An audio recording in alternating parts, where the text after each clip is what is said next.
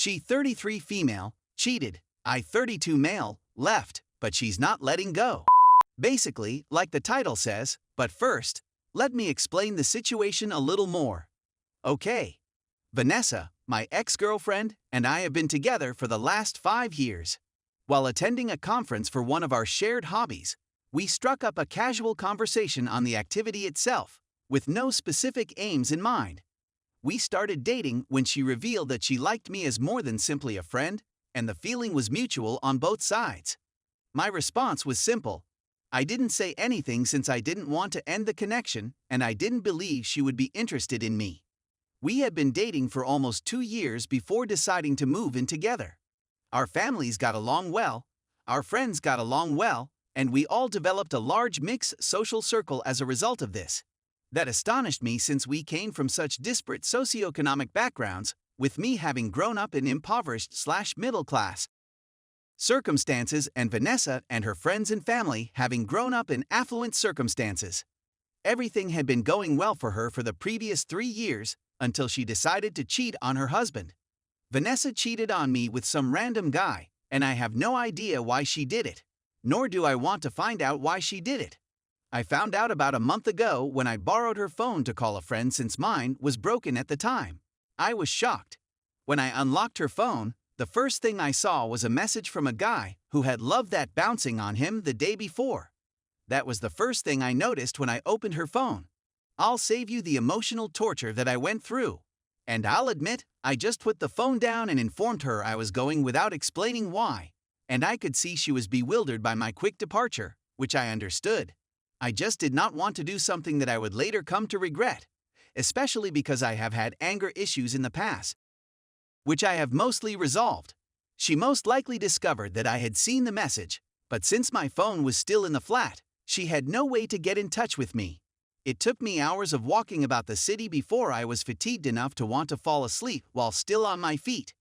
In the evening, I went over to a friend's home and slept with them all night before returning to our apartment the following morning and working things out with Vanessa. This was the end of my connection with her since I told her I wouldn't be in a relationship with a cheater. I didn't care about how it happened or who the other person was. All I wanted was to go away from it all and forget about it. No, she wasn't trying to win my approval.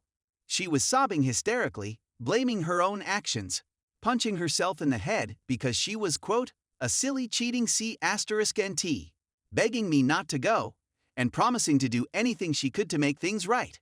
Because of the whole incident, I felt even more uncomfortable with her, and when our neighbors came out to see what was going on, there was quite a commotion in front of our apartment building.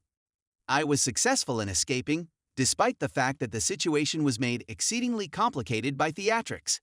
The choice was made by her to someone else, and I made the decision to quit the relationship because I didn't want to stay with someone who was cheating on me. My stuff were allowed to be removed from the apartment when she was not around, and I figured that was the end of it. But that was not the case. In any event, if it were the case, I would not be present at this time. As I already said, Vanessa and her family are quite rich. She is now squandering her money, as well as that of her family, by failing to provide me with even a single day of any type of recollection of her.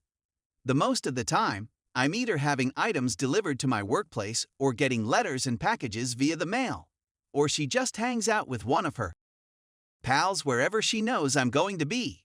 I have no idea how she knows, and this is making me uneasy because I keep getting the impression that she has someone following me, attempting to coerce me into talking to her or something.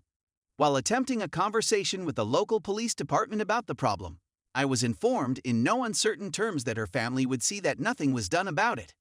The police should be commended for being truthful, but they should be allowed to carry out their duties instead. I aspire to be a better person.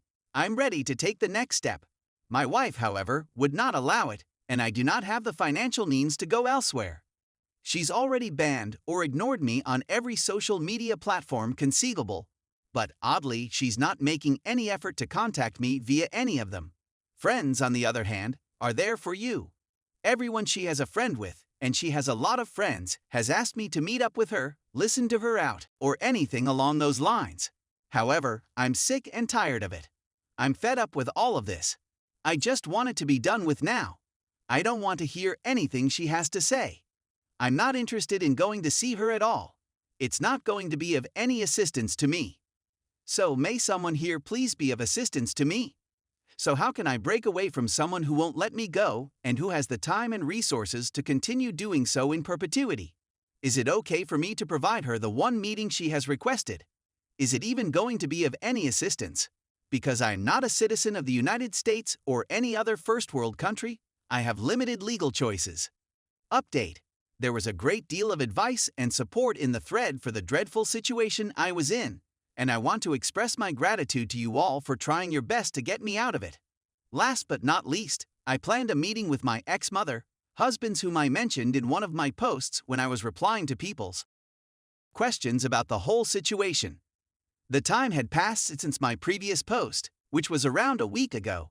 She understood why we had broken up and was completely supportive of my decision to end my relationship with her daughter, despite the fact that she knew how much it had affected me. It meant a great deal to me, and I'm not sure I appreciated how kind her mother was to me until we were together again. I told her everything that had transpired since the breakup.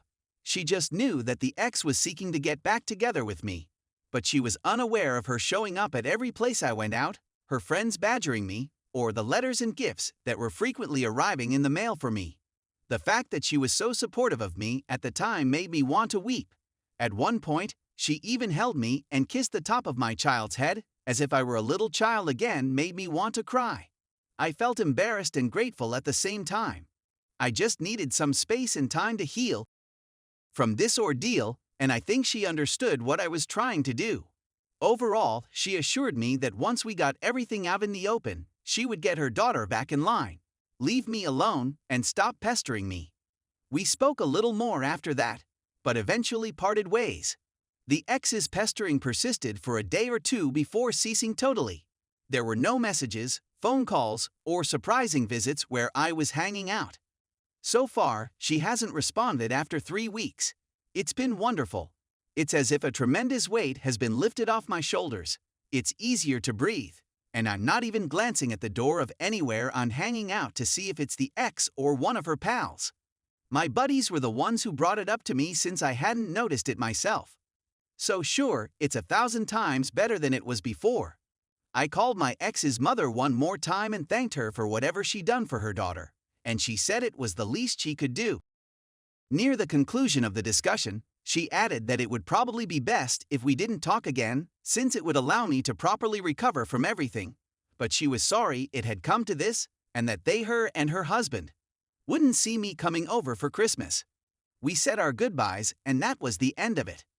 So that's it, the harassment is over, I'm feeling terrific, and things are looking up in my life. Thank you all again for attempting to get me out of the quagmire in which I found myself.